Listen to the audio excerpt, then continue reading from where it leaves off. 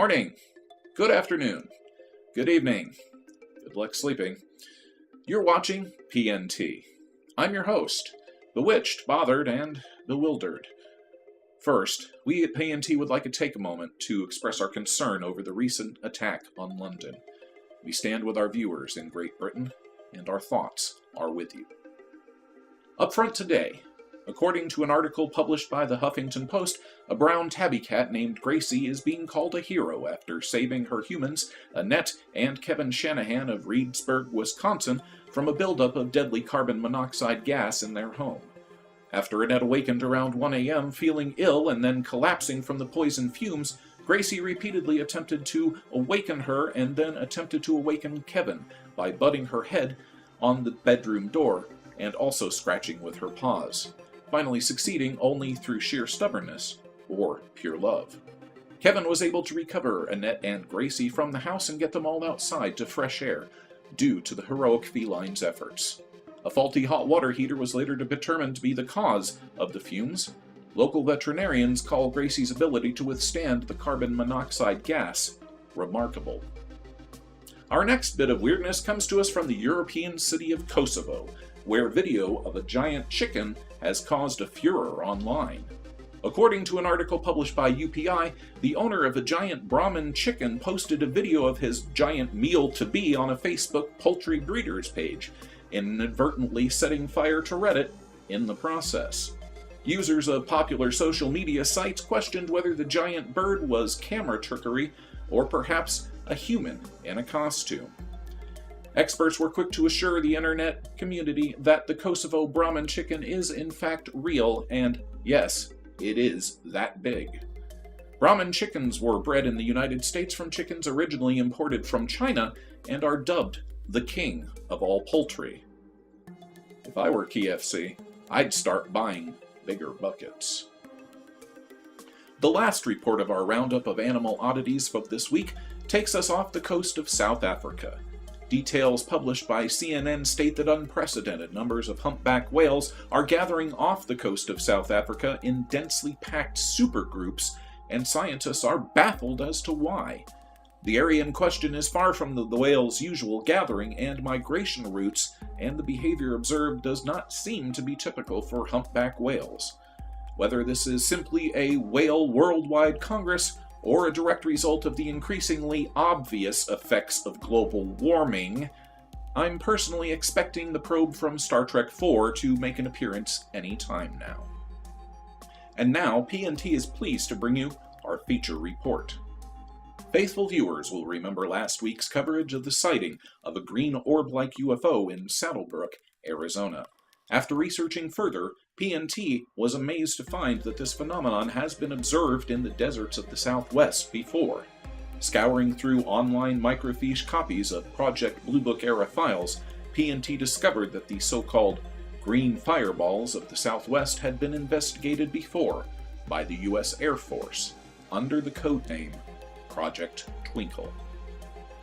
Early in the 1950s, the Air Force Geophysics Research Division, or GRD, was directed to investigate peculiar light phenomena that were being observed in the skies of the southwestern United States. These sightings of so-called green fireballs began in 1947 and occurred primarily in Arizona and New Mexico, generally around secure military installations. The objects appeared to be in the form of orbs of glowing light, or fireballs. Often, these objects would be observed on trajectories that showed signs of alteration, indicating the presence of intelligent control. As the sightings became increasingly numerous throughout the late 1940s, the military grew increasingly worried. According to the final report from the project, the phenomenon caused considerable concern among security agencies in the area. On October the 14th of 1949, military leaders and scientists from the GRD met to discuss the problem. Ultimately, the decision was made that they didn't have enough hard evidence, and that they specifically needed photographic, spectrographic, and direct triangulation of the objects. The Air Force asked Dr. Lincoln La Paz of New Mexico University Department of Meteorotics to submit proposals for the project, but due to difficulties with his academic arrangements, he announced on February 2, 1950, that he could not undertake the study, and what was later to be called Project Twinkle momentarily foundered.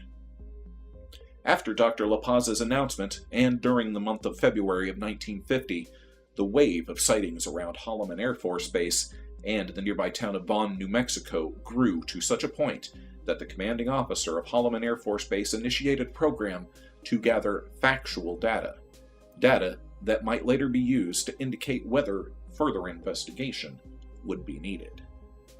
On February 21st of 1950, an observation outlook post was set up at Holloman Air Force Base and manned with 2 personnel. Using cameras, telescopes, and photographic theodolites, observations were taken between sunrise and sunset. They must have found enough to warrant that further investigation, because on March the 5th, another conference was held, this time at Wright-Patterson Air Force Base. The conference included Holloman Air Force Base and GRD personnel. After the conference, it was decided to initiate a 3-point program to study the phenomenon. Point A: Ascania instrument triangulation to be provided by Land Air Incorporated. B: observations with Mitchell cameras using spectrum grading prepared by Holloman Air Force Base personnel. And C: electromagnetic frequency measurements using Signal Corps Engineering Lab's equipment. With the main part of the contract awarded to subcontractor Land Air Corporation, the company was required to maintain constant watch at 2 separate instrumentations for a 6-month period. Due to the abnormally high number of reports coming from Vaughn, New Mexico, the first instrumentation cluster was installed there. The second remained at Holloman Air Force Base. The initial contract period ran from April 1, 1950 through September 15, 1950. During that time, the final report describes the following incidents. On April 27th and May 24th, photographic activity occurred, but simultaneous sightings by both cameras were not made, so no information was gained. On August 30th, during a Bell aircraft missile launch at Holloman Air Force Base, aerial phenomena were observed by several base personnel. However, neither Land Air nor project personnel were notified, so no results were acquired. On August the 31st, the aerial phenomenon returned the next day during a V-2 launching. Although much film was expended, proper triangulation was not obtained, so that information was not acquired. Despite these incidents, the military report described the results of the 6-month period as negative. Although the photographic theodolites ran constantly, the special spectrographic grading cameras were only used sporadically, as the personnel assigned to operate them were withdrawn due to an escalation in the Korean hostilities.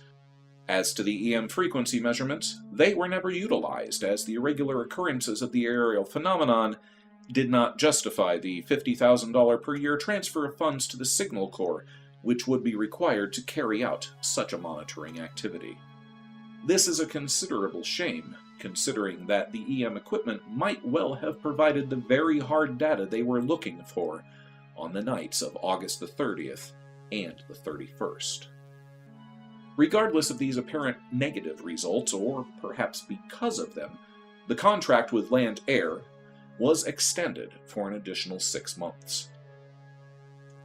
The second contract period ran from October 1st through March 31st of 1951. As the sightings at Vaughn, New Mexico had tapered off, the sightings at Holloman Air Force Base had increased, almost as though the objects knew they were being observed and had switched sites to keep the Air Force on their toes. As a result, the camera installations were overhauled at Holloman Air Force Base, with the upgrade being completed in November of 1950. During the second contract period, occasional reports were taken of individual sightings, but the reports were deemed sketchy, inconclusive, and were considered to be of no scientific value. No sightings were made by the Ascania cameras, and again, nothing was reported by the Northrop pilots. It seemed as though the mysterious green fireballs again had shifted locations to evade being captured on film. Public interest waned in the local area, and on March the 31st, 1951, the contract expired, and the Land Air Corps ceased active observations at the two outposts. As the contract with Land Air had been unproductive, inquiries were made with Kirtland Air Force Base as to their reports of the aerial phenomenon. On August the 9th, Lieutenant Colonel Cox of the 17th OSI District was queried as to the sudden lack of reports coming from Kirtland Air Force Base to the GRD. Until March the 15th, the reports from the district had been diligently filed, but since then, no reports had been, and the GRD wanted to know why.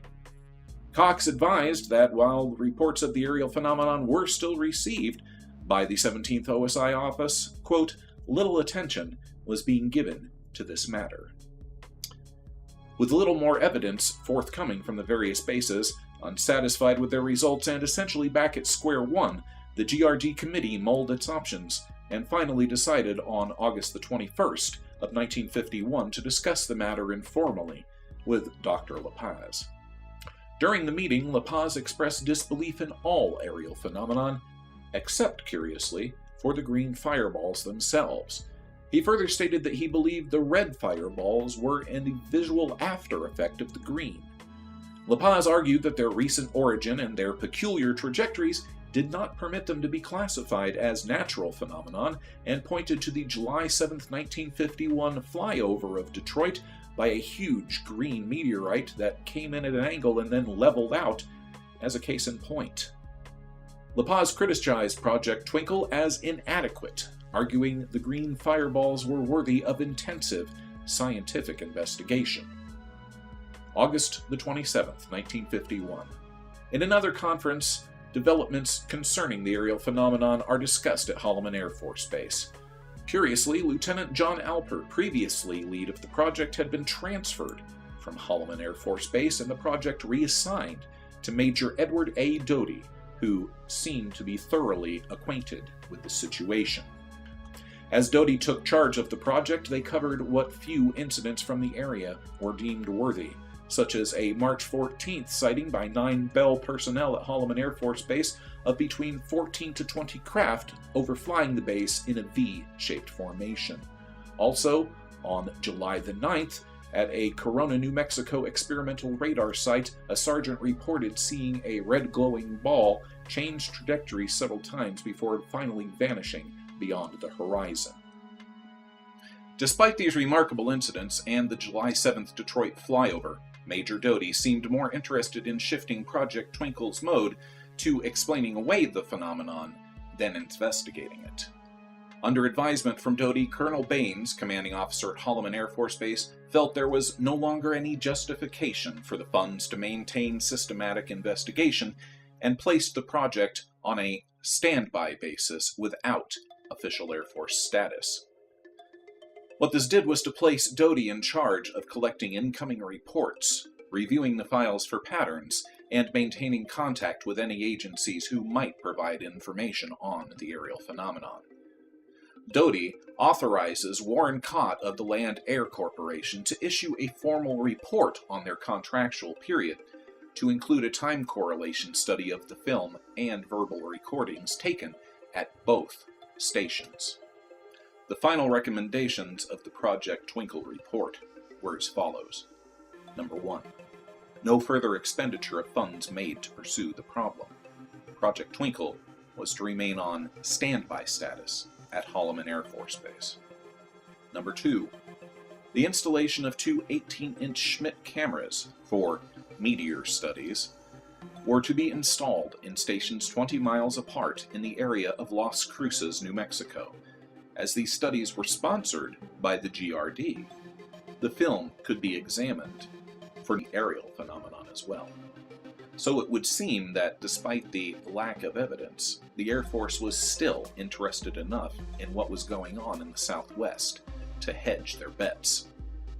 Ironically, in November of 1951, a month before the official termination of Project Twinkle, a huge flurry of green fireball sightings occurred in the Southwest and in other states. Dr. La Paz was widely quoted as saying at the time that such a concentration of fireballs was unprecedented in history, and he did not believe that they were a natural phenomenon. Despite the mass sighting in November and Dr. La Paz's public protestations, Doty was unmoved, and with the final report in hand, closed down Project Twinkle in December of 1951. The green fireball phenomenon continues throughout the southwest of the United States to this day.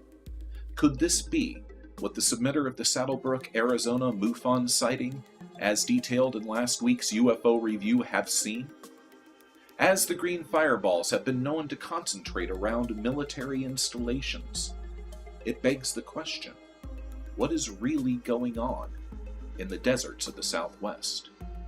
Are these intelligently controlled extraterrestrial craft observing our military activity? Or is it just simply a case of one too many desert rats parched by the sun misidentifying a meteor? PNT invites you to investigate further and decide for yourself. We thank you for watching PNT and ask that you click like, share, and subscribe below. I'm your host, reminding you to keep an open mind, because a closed one shuts out the truth.